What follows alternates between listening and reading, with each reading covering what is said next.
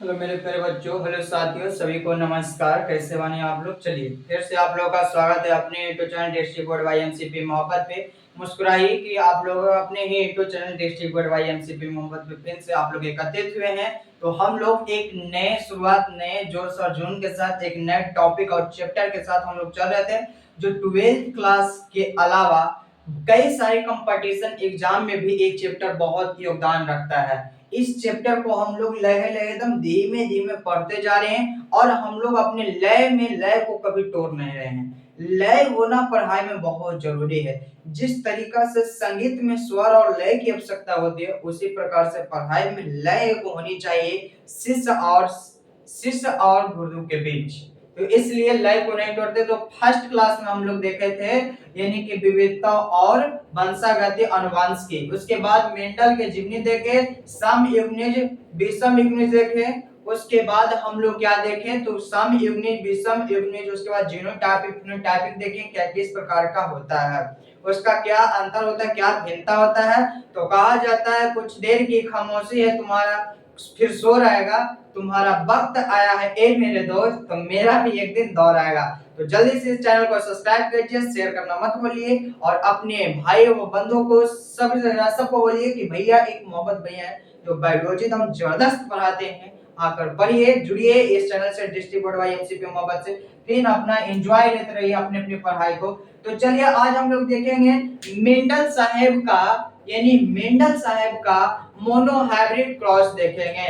Mendel का एक संकरण प्रयोग देखें, क्या देखें हम लोग तो मेंडल साहब का एक संकरण प्रयोग देखेंगे। क्या देखेंगे हम लोग तो मेंडल का एक संकरण प्रयोग देखेंगे, एक संकर क्रॉस।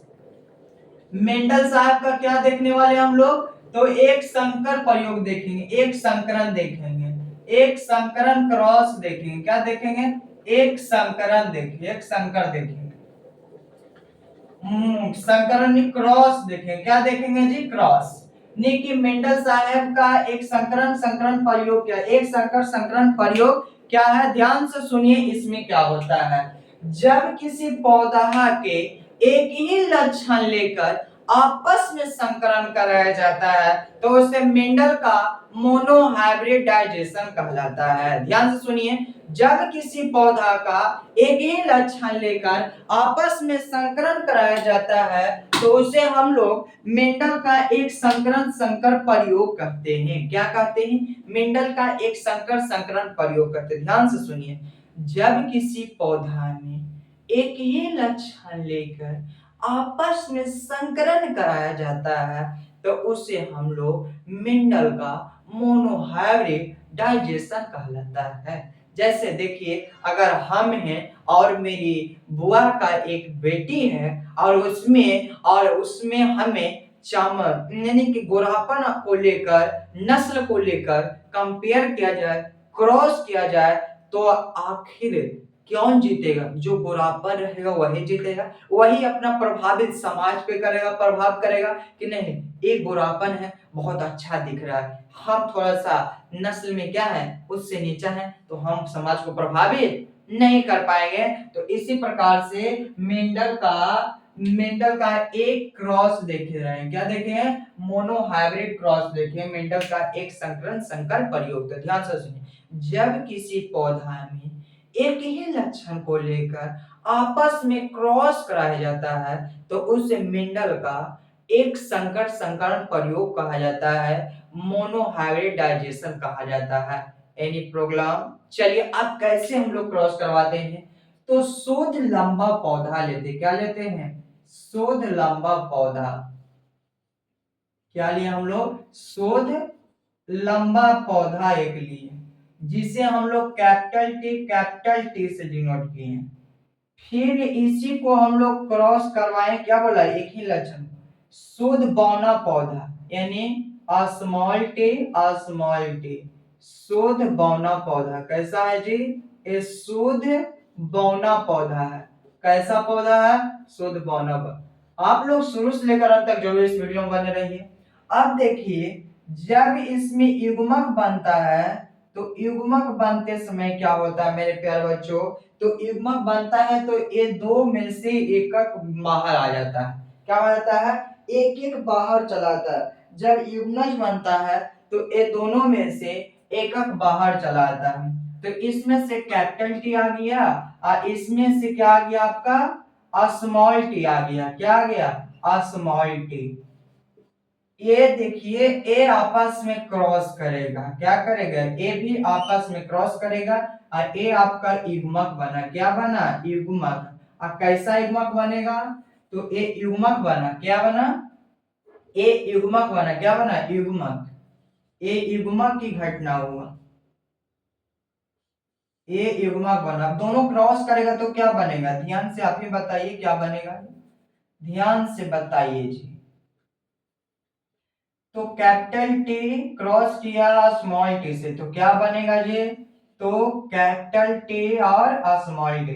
कल आपको बताया थे कि विषम युग्निज में क्या होता है हेट्रोजीनियस में तो एक अलग अलग युग्मक होता है। तो इसमें बताया था ना कैपिटल टी और स्मॉल टी। तो यहाँ पे कैसा युग्मज बना है तो विषम युग्मज से। तो आप लोगों से पूछ सकता है बोर्ड एग्जामिनर वन लाइनर में क्वेश्चन ऑब्जेक्टिव कि मेंडल के एक संकरण संकरण प्रयोग में प्रथम पीढ़ी का जो युग्मज बनता है वह विषम युग्मज होता है या तो सम युग्मज। तो कैसा युग्मज होता है जी तो विषम युग्मज। क्या होता है विषम युग्मज है।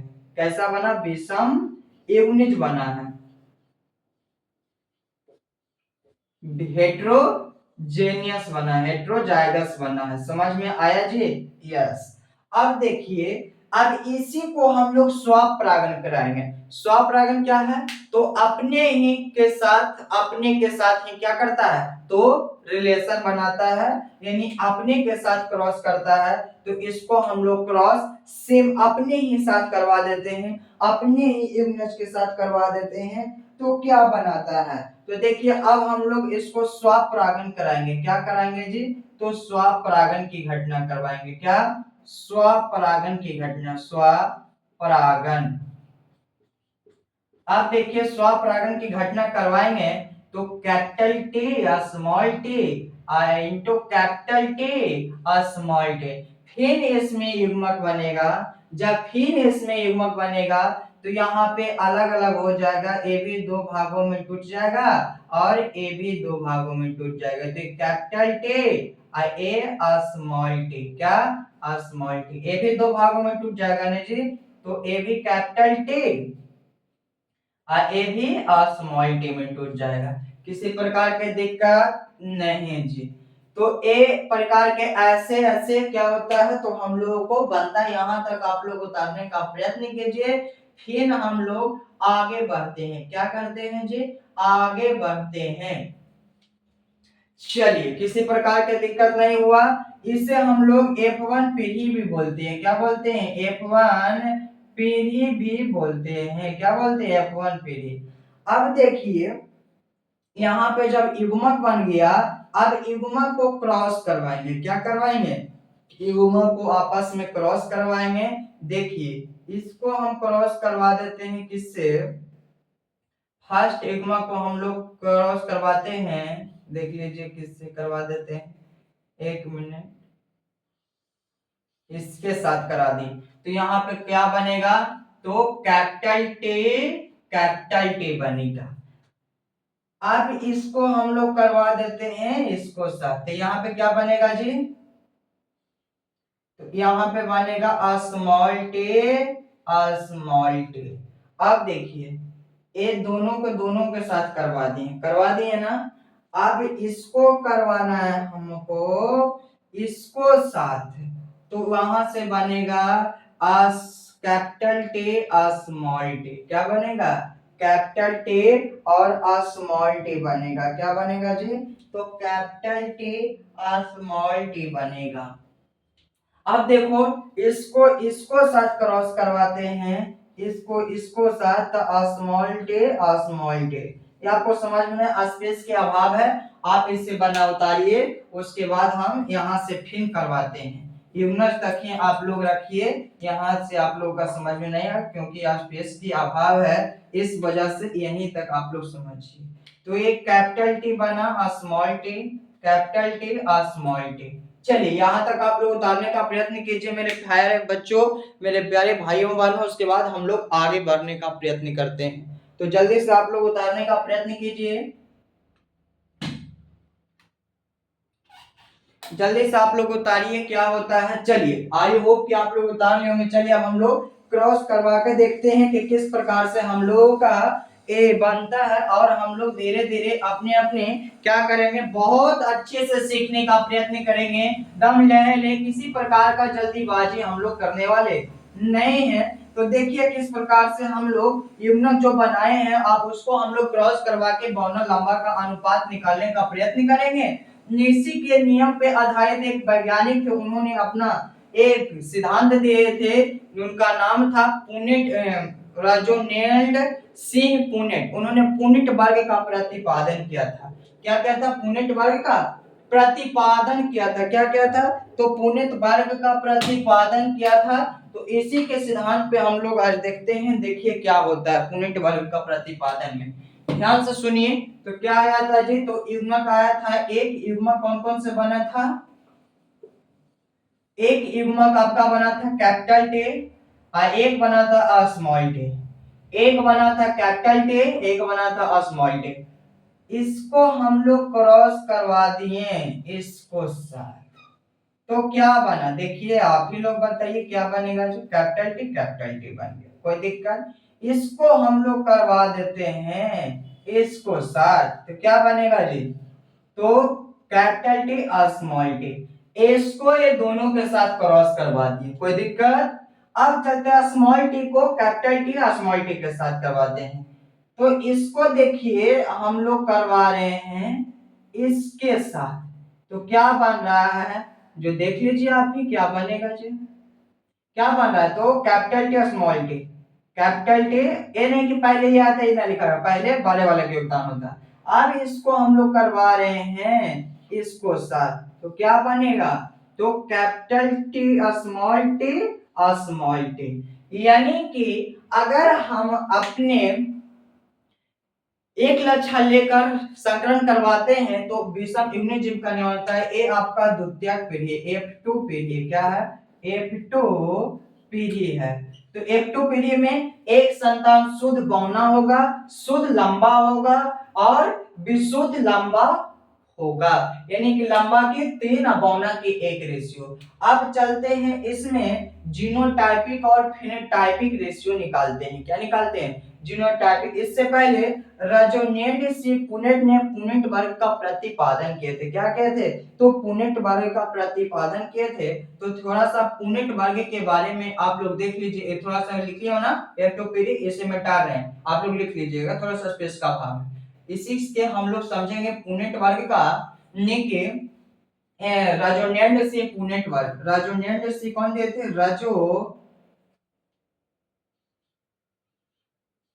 राजोनेल्ड, स्पेलिंग में दिक्कत हो, मीनिंग में तो कोई दिक्कत नहीं हो हिंदी में। राजोनेल्ड सिंह पुनेट, इन्होंने पुनेट वर्ग दिए थे। क्या दिए थे? पुनेट वर्ग का सिद्धांत दिए थे। क्या दिए थे? पुनेट वर्ग का सिद्धांत। ये क्या होता है जी? देखिए ये युग्मक हो गया कैपिटल टी और स्मॉल टी, कैपिटल टी और स्मॉल टी, और इसी को क्रॉस जो यहाँ पर करवाए पुनेट वर्ग की सहायता से क्रॉस करवाकर जीनोटाइपिक और फिनोटाइपिक रेशियो का अनुपात निकाल। अब देखो एक कैपिटल टी को इस कैपिटल टी के साथ, तो कैपिटल टी, इस स्मॉल टी को इस स्मॉल, इस कैपिटल टी को स्मॉल टी के साथ, तो कैपिटल टी और small T, capital small T capital T, capital T और स्मॉल टी, स्मॉल टे स्मॉल टे के साथ, और स्मॉल टे स्मॉल टे। इसी को बोलते हैं हम लोग राजोनेल्ड सिंह का पुनेट वर्ग का सिद्धांत। इन्होंने वर्ग लिए हैं, कायद ने उसमें व्यवस्थित किए युग्मों को, और युग्मों को आपस में क्रॉस कराए और बोले कि इसी को व्यवस्थित हो, तो अपने नाम पे दे दिए थे राजोनेल्ड सिंह का पुनेट वर्ग का सिद्धांत। या तो कोई देखा। अब यहां से चलते हैं लक्षण प्रारूपी अनुपात निकालते हैं। लक्षण प्रारूपी प्रारूपी अनुपात, रेशियो जिसको बोलते हैं। अब लक्षण प्रारूपी क्या होता है, तो फेनोटाइप होता है। क्या होता है, फेनोटाइपिक रेशियो। क्या होता है, फेनोटाइपिक रेशियो। फेनोटाइपिक कहने के लक्षण माने जो दिख जाए, हमारी क्या चाल चलन है जो दिख जाए। तो देखिए लक्षण प्रारूपी यानी कि बौना और लंबा के, तो ए जो आपका हुआ ये शुद्ध लंबा हुआ। क्या हुआ, ये शुद्ध लंबा है। ए भी लंबा है जी, लेकिन शुद्ध नहीं है। ए भी आपका लंबा ही है। क्या लंबा। ए आपका बौना है, यानी बौना को डॉर्क डॉर्क भी बोलते हैं। ये आपका बौना है। तो लक्षण लंबा लंबाई नहीं दिखेगा जी, जिसकी लंबाई ज्यादा है दिख जाएगा, कम रहेगा नहीं दिखेगा। तो 3 गो लंबा है और 1 बौना है, तो 3:1 आ गया। क्या आ गया, 3:1। अब चलते हैं जीन प्रारूपी अनुपात, यानी जीनोटाइपिक रेशियो। जीन प्रारूपी अनुपात हम लोग देखेंगे, जीन प्रारूपी अनुपात हम लोग देखेंगे, यानी कि जीनोटाइपिक रेशियो। क्या, जीनोटाइपिक रेशियो। अब ये क्या होता है, तो जीन होता है अंदर की, जीन होता है अंदर की रेशियो होता है। अगर ये शुद्ध लंबा है तो क्या बाहर से पता चलेगा कि इसमें युग्मक क्या है, होमोजेनियस या तो हेट्रोजेनियस। इसमें देखिए युग्मक का क्या है, युग्मक अलग अलग है, तो इससे क्या पता चलेगा अंदर। तो एक शुद्ध लंबा, 2 विशुद्ध लंबा है, तो 1:2। एक शुद्ध बौना, तो 1:2:1। ए सब ए भी आई प्रश्न है, बेबी आई आपका टॉपिक है। आपसे पूछेगा एग्जामिनर कि मेंडल के एक संकरण प्रयोग में उत्पन्न द्वितीय पीढ़ी में लक्षण प्रारूपी अनुपात अर्थात फेनोटाइपिक रेशियो क्या होता है, आपको ऑप्शन में रहेगा 3:1 और कुछ रहेगा, आप लोगों को जवाब देना। जल्दी से आप लोग इसका स्क्रीनशॉट लीजिए, फिर हम लोग आगे बढ़ते हैं। इसी के बेस पे एक मेंडल का, इसी के नियम पे आधारित एक डोमिनेंस का नियम, प्रभावता का नियम बोलते हैं, प्रभुत्व का नियम बोलते हैं, पृथक्करण का नियम बोलते हैं। इसका मतलब क्या है समझिए।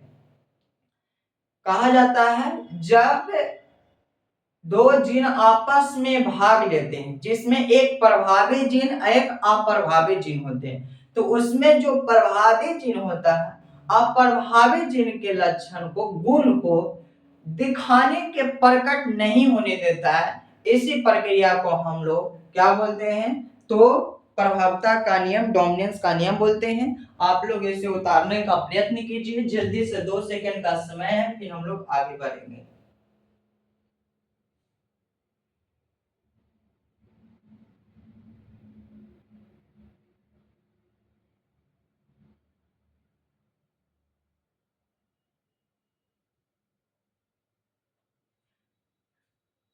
चलिए कोई दिक्कत नहीं जी। चलिए हम लोग देखते हैं dominance law, law of dominance. प्रभावता का नियम, प्रभुत्व का नियम या तो पृथक्करण का नियम। देखिए क्या होता है पृथक्करण का नियम, जब किसी संकरण में 2 लक्षण को लेकर आपस में संकरण कराया जाता है, 2 लक्षण को लेकर, दो जब प्रभावित जीन, इसके में सॉरी, जब किसी, आप लोग हेडिंग बनाइए, क्या बनाइएगा, तो लॉ ऑफ डोमिनेंस यानी प्रभावता का नियम। चलिए, यानी प्रभावता का नियम का लक्षण बनाना है, यानी कि लॉ ऑफ डोमिनेंस। क्या, लॉ ऑफ डोमिनेंस।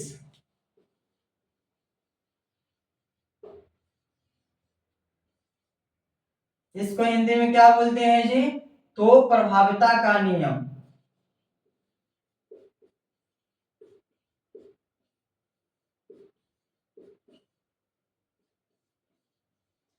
या प्रभुत्व का नियम,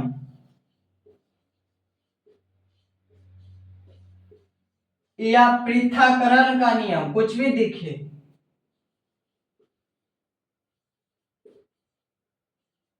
पृथक्करण का नियम, हिंदी में कोई नाम दिख जाए सबका मीनिंग यही हो जो बता रहे हैं। देखिए ध्यान से, लॉ ऑफ डोमिनेंस प्रभावता का नियम, जब किसी संकरण में दो जीन का प्रयोग करते हैं, कितने जीन का? दो जीन का,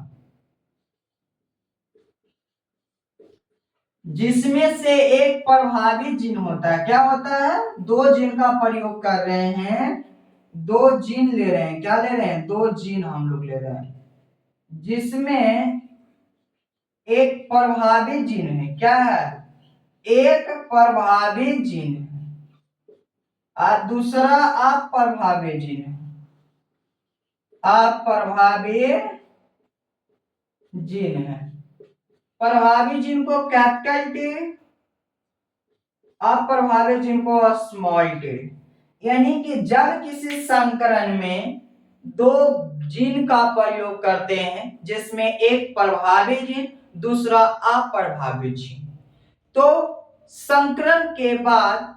संकरण होने के बाद प्रभावी जीन अपना लक्षण प्रकट करता है यानी दिखाता है, अप्रभावी जीन अपना लक्षण नहीं दिखाता है, तो इसी घटना को हम लोग प्रभावता का नियम कहते हैं। ध्यान से सुनिए, जब किसी संकरण में दो जीन का प्रयोग करते हैं, जिसमें एक जीन प्रभावी होता है तथा दूसरा अप्रभावी जीन, संकरण के पश्चात प्रभावी जीन अपना लक्षण दिखाता है, अप्रभावी जीन अपना लक्षण नहीं प्रकट करता है, तो इसी घटना को लॉ ऑफ डोमिनेंस, प्रभावता का नियम, प्रभुत्व का नियम या पृथक्करण का नियम कहते हैं। चलिए देखिए, दो जीन कौन कौन से? एक कैपिटल टी और एक स्मॉल टी लिए, आपस में क्रॉस करवाए तो कैपिटल टी और स्मॉल टी बना।